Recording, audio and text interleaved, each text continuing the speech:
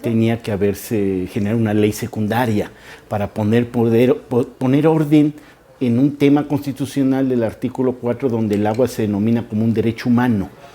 Y al ser un derecho humano, pues ya no debe ser un negocio.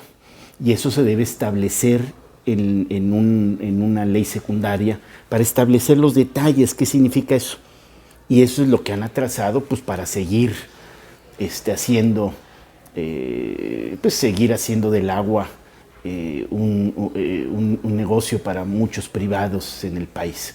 Entonces, se debió haber hecho de 2012, en el 18 iniciamos con ese tema, en ese interés de la población de decir, oigan, me cobran un dineral por metro cúbico, me cortan el agua si no pago, etcétera. Iniciamos y bueno, nos hemos encontrado con una problemática que el agua, al haberse convertido por muchos años desde Fox para acá en una cuestión pues de lucro para privados, ya hay muchos intereses de por medio. Y déjeme decirle, o sea, un interés simplemente son las empresas que manejan refrescos, cerveza, etcétera. ¿Sí? Ellos tienen concesiones en donde pagan una cosa de nada por el metro cúbico de agua, ¿sí? De tal manera que si usted se fija, si pagaran $1, saldría 1 centavo el litro, pero se le venden a usted el litro de agua embotellada a 14 pesos. O sea, ¿qué negocio genera ese nivel de rentabilidad? O sea, toda gente que está en los negocios espera una rentabilidad del 20%, por muy grande que sea, de su inversión. O sea, si yo invierto 100 pesos o 1,000 pesos, 100,000 pesos, espero sacar 20 pesos o 20,000, si fueran 100,000, anual de ganancia.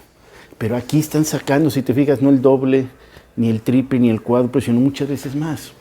Fíjese bien, anteriormente un gran negocio que había en las ciudades, y Puebla no está ajeno a ello, eran los fraccionamientos.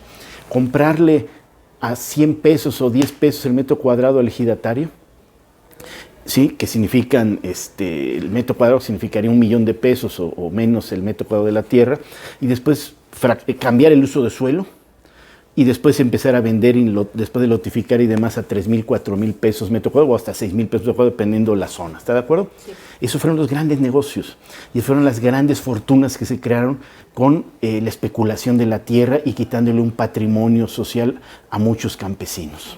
¿Ok? Ahora el negocio no solo es ese, hay un mejor negocio y te lo dicen los constructores. Al campesino le compra su tierra y si tiene una concesión de agua, pues también le compra el agua. Y ya no es nada más venderle la tierra, después es el proveer el agua a ese fraccionamiento, a estos precios que te digo. Con esta ley general de agua, ¿por qué ya no se podría hacer esto? Porque se prohíbe ya que el agua potable esté en manos de privados. Es la obligación del Estado el hacerlo. Se prohíbe totalmente la DESA, se ponen muchos candados. Por ejemplo, en Querétaro, para que tú construyes tu casa, o tienes tu pequeña vivienda en algún lugar rural y llega el agua. El gasto de conexión, los gastos que tienes que pagar de conexión son de 12,000 a 20,000 pesos.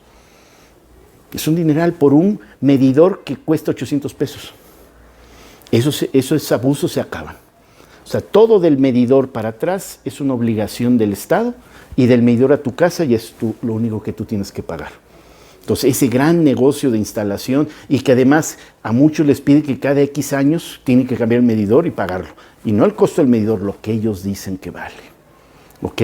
Segundo, se prohíbe el corte de agua. Siendo un derecho humano no te pueden cortar el agua. Mete un enfermo que tienes, un niño, y te cortan el agua. Se puede reducir el suministro, pero no cortar el agua. De tal manera que así como si no pagaras un predial, no te pueden quitar tu casa, igual aquí tienen que tener otros métodos, ¿sí?, de embargo u otros para cobrar el agua, pero nada de cortar el agua, que hasta en esos tiempos así lo hacen. ¿Sí? Los costos del agua. No puedes cobrar 50 pesos el metro cúbico. De tal manera que en zonas de muy alta marginación y demás, estamos estableciendo en la ley que no tiene que ser más del 10% de una UMA al mes. Es el máximo costo en zonas pues, de gente muy humilde. Y la obligación del Estado de proveer el agua. Esto no es un negocio, es un derecho y por lo tanto todo mexicano tiene que tenerlo. Ciudad de México es un caso. ¿De dónde traemos el agua? ¿Sí? Desde Michoacán. para traerla a esta cuenca, que es una cuenca muy diferente. Lo mismo hace Querétaro, ¿sí? De la cuenca del Pánuco a la cuenca del río Lerma. Entonces los drenajes y todo, que puede ser el agua a recuperar, no regresan al Pánuco, están regresando a otra cuenca. Lo mismo pasa con esta, o sea, traen agua para acá y se va la del Pánuco, que nosotros son la que recibe todo el agua del drenaje de la Ciudad de México, etc. Entonces, ese es el tema. Entonces, después de ver que no haya una cuestión ecológica, de permitir que los mantos freáticos se recarguen y demás, cuánta agua queda, y es donde la industria entra. De tal manera que, pues, sí, habrá estados o zonas de estados que digan aquí no puede haber industria con un alto consumo, luego que solo nos queda esta. ¿Y ese trasvase de cuencas por qué es perjudicial? ¿Porque se No, acaba de una cuenca? Es que una cuenca es un tema de equilibrio ecológico y que te da la riqueza. O sea, al haber agua, tú sabes que hay vida, y eso te genera la riqueza de todo ese espacio donde lo que llueve se acumula, se mueve y demás. Si tú estás moviendo, o sea, le estás quitando la base de esa riqueza de vida, que es el agua, y lo mueves de un lugar a otro, pues aquí te va a afectar. Sí, o sea, se va secando. Digamos, Sí, pues lógicamente, y cambia la cuestión ambiental y de todo el espacio. ¿Qué es lo que pasa? Te digo, Maconí. ¿Se regularía la ley? Maconí tenía árboles, era una zona boscosa, tenía peces, tenía ríos, lagos, ya no, porque se lo llevan para otro lugar. Entonces es vital esa parte y nos queda entonces, ahora sí, ¿qué industria puede haber? Hay industrias que son amigables, en el sentido que no tienen una gran demanda de agua. Entonces las que sí tienen alta demanda de agua, ver dónde se han de localizar para que afecten lo menos posible. Todo eso hay que verlo, claro, se pone. Todo eso es una obligación de los municipios y demás, el avisorar eso. ¿Qué compensación económica, ecológica hay que hacerle a esas poblaciones de su riqueza que estamos extrayendo? Y que lo está haciendo el gobierno de la Ciudad de México. Si tú te acuerdas, la Ciudad de México, Estado de México están compensando con proyectos y demás, inversión y demás a Michoacán para compensar esa agua que alimenta al Estado de México y la Ciudad de México por la cuestión del agua potable que aquí llega.